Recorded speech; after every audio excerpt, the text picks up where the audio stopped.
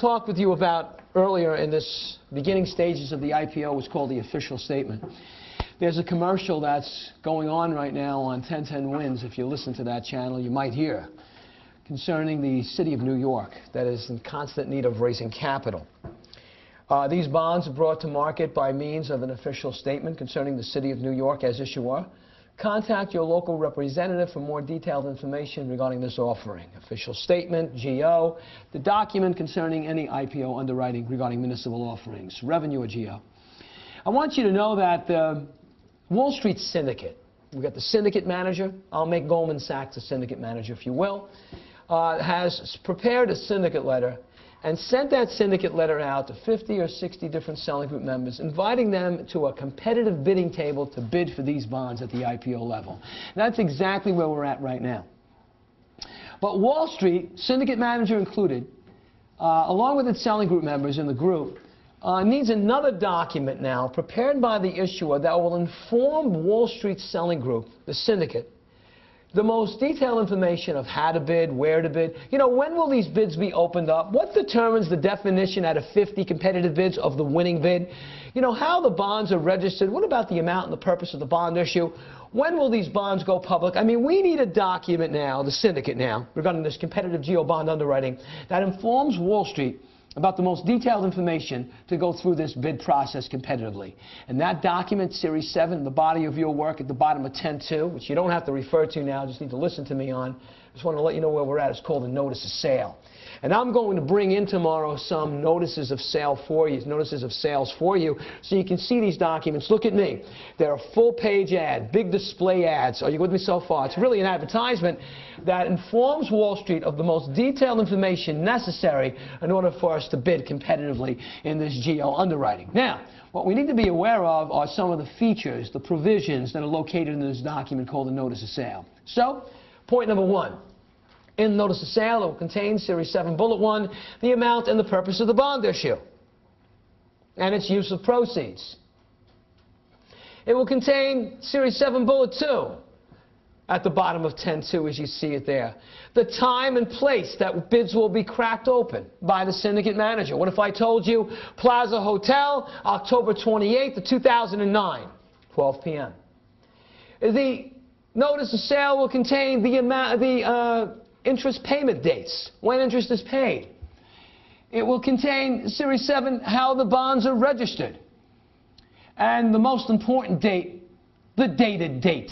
Dated date at the top of 10.3, that's the date that interest begins accruing and earning on the bonds to the bondholders. Are you with me so far? Yes. And so all of those key points are located in this one document called the Notice of Sale, which is a document that informs Wall Street the most detailed information that we need in order to start to submit these competitive bids. Are you with me so far? Yes. So now I tell you it's October 28th, it's 2012 at the Plaza Hotel, and Goldman Sachs cracks open all the bids and determined that there's only one winning bid. And that one winning bid was submitted by the winning selling group member known as JP Chase.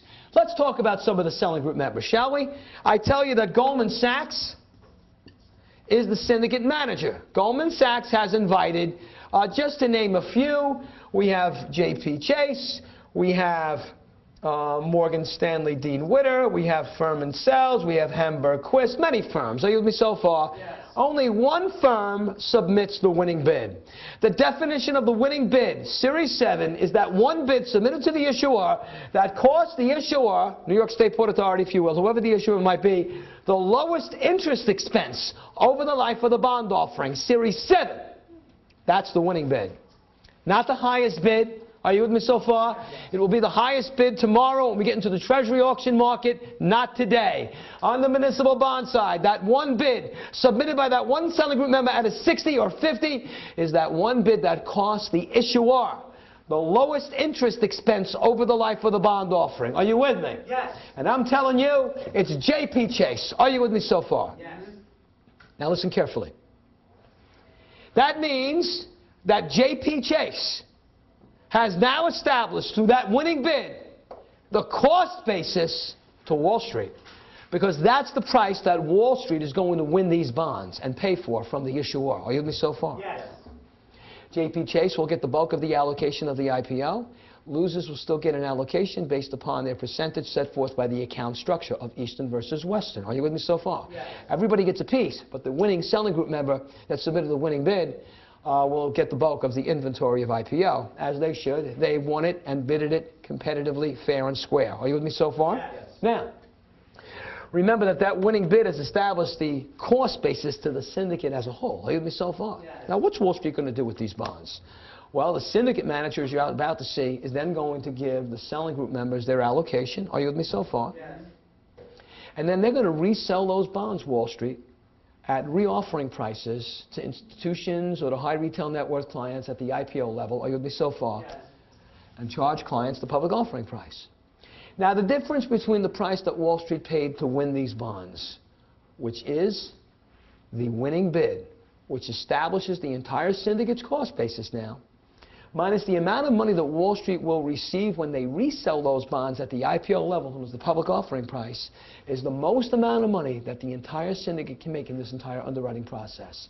To give you an analogy, it's the difference between the price you paid in your cost basis to buy a security and the amount of money you sell and capture when you resell and capture that security at liquidation. Am I right? Yes. Wall Street cannot make any more money than the difference between the price they paid to win these bonds and the amount of money they're going to receive when they resell those bonds at the IPO level. We have a name for this syndicate profit. Are you with me so far? Yes.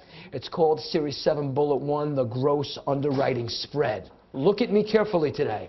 When you see that word anywhere, that's the profit to Wall Street. Are you with me so far? Yes. Yes. Why, in a negotiated sale on a revenue bond side, that document that was signed, the agreement among underwriter, will negotiate between those two parties how much the issuer will pay that Wall Street firm to bring them public on the revenue bond side regarding that Wall Street underwriter spread, how much Wall Street makes as a result of their participation in the underwriting. The gross underwriting spread is the total profit to be earned in this entire bond offering to the syndicate. They cannot make any more money than the difference between the price they paid to win these bonds, which is established by the winning bid, minus the amount of money Wall Street's going to get when they resell those bonds at the IPO level. So the total gross underwriting spread. Now look, right off the top of that total profit, we're going to give Goldman Sachs hundreds of thousands of dollars on what is called a syndicate management fee in acting as a syndicate manager, as a fiduciary over the selling group. Are you with me so far? Yeah. Right off the total profit, Wall Street syndicate manager gets a syndicate managerial fee. Look at me.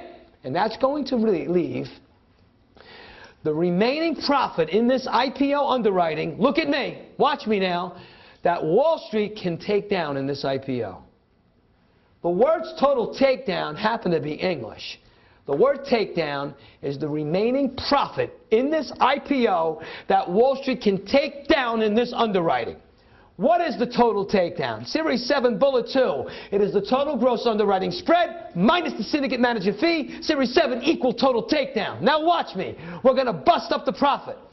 Part 1 of the total takedown is called the additional takedown. Now the language is ambiguous because the word takedown means profit that Wall Street can take down in this underwriting. Therefore, one would normally think that the words additional takedown sound like and mean additional profit. It does not. The words additional takedown are one part of this total remaining profit to be taken down on this underwriting to the syndicate. Are you with me? Yes. This will be the profit that will be given to the selling group members when the syndicate manager fills IPO bonds and then they resell those bonds at the IPO level at the POP price. Are you with me so far? Yes. So part 1 of the total takedown is called the additional takedown to the offer price, and that's the profit that the selling group members will receive when they get their allocation and sell those bonds to their clients or to fill certain types of orders at the IPO level. Look at me. There's another firm that you're not going to see here right now and you don't see here called David Lerner Associates. This is an MSRB municipal bond firm. Are you with me so far? Yes. Do you see them here in the selling group? No, because the syndicate manager, Goldman Sachs, did not invite them in to bid. Are you with me so far? Yes. The non-selling group member contacts the syndicate manager and says, listen, Goldman Sachs, after you take care of your selling group, if there's any IPO inventory left over, we would love to get a piece of this deal. Are you with me so far? Yes. If after the selling group members have been fulfilled, are you with me so far, with their allocation, if there's any inventory left over of IPO, the syndicate manager might fill a non-selling group member, allowing a non-selling group member who is not involved in the syndicate an allocation and a piece of the deal.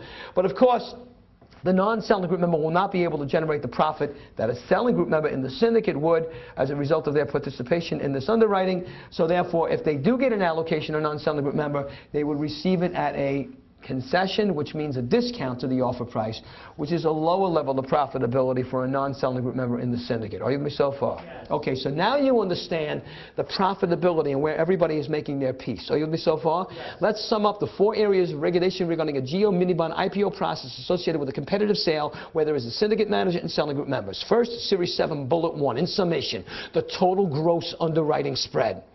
And that is defined as the difference between the winning bid to the PLP price. That's the total amount of money to be earned in this entire underwriting. Can't make any more money than the difference between the price that Wall Street pays to win these bonds, known as the winning bid, which sets the entire syndicate's cost basis for these bonds, less the amount of money Wall Street receives when they resell those bonds at the IPO level called the public offering price. Are you with me so far? Right off the top of the total gross underwriting spread, we're going to give the syndicate manager a syndicate managerial fee, which is quite handsome and acting in a fiduciary role, and that will equal total takedown. Series 7, Bullet 2, total takedown is the total gross underwriting spread minus the syndicate managerial fee, equal total takedown. Series 7, Bullet 3, Part 1 of the total takedown is the additional takedown to the offer, which is the profit to be given to selling group members in the syndicate. Series 7, Bullet 4, Part 2 of the total takedown is a discount to the offer price for an allocation of IPO bonds after the selling group members were fulfilled by the syndicate manager to non-selling group members, allowing non-selling group members an allocation to participate in the IPO. Are you with me? Yes. 4 areas of regulation. Now, allocation is to be fulfilled by whom? Syndicate manager. MSRB steps in right now and is going to step in tomorrow in staggering volume and says, syndicate manager Goldman Sachs, you are now required to fulfill your selling group and give them their allocation. Are you with me so far? Yes. The percentage is set based upon the eastern or the western account structure of their participation of IPO. But there is a certain order of priority that the syndicate manager must fulfill to fill his selling group members their IPO. Why? If everybody has a 25% of the deal or a 10% of the underwriting, why not just give them the 25% and let them do what they want? The order of priority was established by MSRB of the allocation of IPO inventory by the syndicate manager over the selling group members so that it does not allow any one selling group member to generate an unfair profit over another selling group member, to maintain the syndicate as a whole unit. Are you with me so far? Yes. And so the question now becomes, and one of the most final points for today, the following is the allocation of IPO inventory and the order of priority to be filled by the syndicate manager over the selling group members under MSRB rules. 7. Pretty girls date me, pretty guys date me. Look at me. Listen to me carefully. If I give you an anachronism to remember something over a 6-hour relentless period of time, you do it. Pretty girls date me, pretty guys date me stand for pre-sale, group net, designated, and member orders. That's why we have this order of priority. When you take a look at the order of priority, you'll see why the order of priority is established. In the body of your work, just so you can be aware, thank you, Michael. Take a look at this. I want you to all go to 10.8. Are you there? Are you there? Yes. Pre-sale orders are filled first. What is a pre-sale order? Here, look at me for a minute. Look up. Look at me for a minute. If there's any member of the selling group that is going to be receiving an allocation of IPO bonds that's going to fill a pre-sale order. If Morgan Stanley Dean Witter or Furman Sales and Hamburg has a pre-sale order to fill, those orders are all filled first. Why?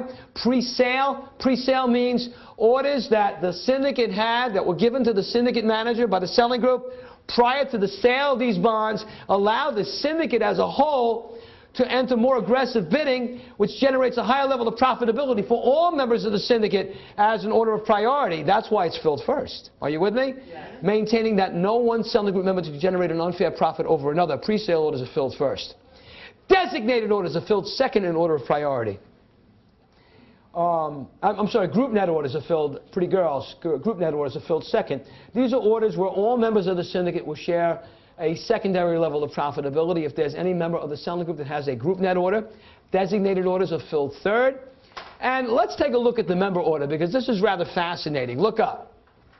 When Morgan Stanley Dean Witter, or when Furman Sales or Hamburg Quest, when any of these member firms, Prudential, let's add another one into the selling group, when they have what is called a member order to fill for IPO bonds, that means a member order is only a client of the selling group member. Now, if the whole purpose of the order of priority is not to allow one selling group member to make an unfair profit over another, and if furthermore the member order will only generate a profit to that member firm, that you now see why that the member order has the lowest level of priority to be allocated. Are you with me so far? Usually in the real world, to avoid any political problems associated with filling member orders usually go unfilled. They don't even get filled. After the allocation of pre-sale, group net, and designated orders, we don't fill member orders so that we don't have a problem with how much profit one selling group member made over another as a result of the allocation of a member order, let alone any IPO left over to fill a non-selling group member that wasn't even invited in the syndicate in the real world. But you should know, pre-sale, group net, designated, and member order, know the order of priority. Pretty girls date me, pretty guys date me. The allocation of muni bond IPO inventory given by the syndicate managers, selling group members in order of priority on the MSRB rules. Boom. They have their allocation now, they got their percentage, they have the order of priority, the bonds are then sold at the IPO level. Boom. These bonds are now public. That's the public offering process. That's the profitability to the syndicate, and the bonds are now trading in the secondary market. Where? NASDAQ, in the over-the-counter market. Tomorrow's a fascinating day, and I'm going to tell you why. It's the graduation of your program. Tomorrow, we're going to pick up where we started. On the beginning of this program, I came into this room and I started buying and selling and trading stocks on the NASDAQ. And guess what I'm going to wrap up with? The buying and selling and trading of municipal bonds on the NASDAQ in the over-the-counter market, just to show you how your education becomes full circle. And then after we talk about the secondary market trading of municipal bonds, we're going to bring in the third and final most powerful SRO that's on NASDAQ, and that's MSRB, the Municipal Self-Rulemaking Board that's going to set the bylaws and the regulations regulating the primary market and the secondary market trading of municipal bonds. Whole first segment tomorrow is muni bonds, secondary market, and MSRB. And after that segment is over, we're going to go into the government side and talk about the primary market for the Treasury auction process, on how Treasuries are auctioned off for government securities and Treasuries. And then I'm going to lay down the characteristics of Treasury bills, notes, bonds, strips, tips, Fannie Mae, Ginnie Mae, Freddie Mac, and Sallie Mae, and collateralized mortgage obligations, and just maybe graduate you out of this program. Tomorrow is 5 times today. And tomorrow, I'm going to complete all the regulations that's on NASDAQ regarding all fixed income areas. So if I were you, I'd run right home, I'd take a cold shower, and get yourself nice and tidy and get well read. But tomorrow, I'm going to expect that the knowledge of today is a prerequisite. Your lesson for tonight is as follows. Write it down. I want a new, fresh reading of 5, 8, and 10. Step 2, the notes. Step 3, read my documents on municipal bonds and underwriting municipal bonds. Then take a break, and then read 12, 10, and 7. Bring 12, 10, and 7 with you. We will pick up with Chapter 12 in the secondary market trading of municipal bond and MSRB. Then we'll go into 10, the primary market for the Treasury auction process, and 7, the characteristics and the features associated with Treasury and agency securities. Now, I got something to tell you. You started this program. You have to come in and finish it tomorrow, and you have to finish it strong, because your license relies on it. Do you think you can do that? Yes. Good, because I'm going to be waiting for you. Give yourself a round of applause. Come on. Go. You better go get it done. You got to get it done. Go get it done. Get it done.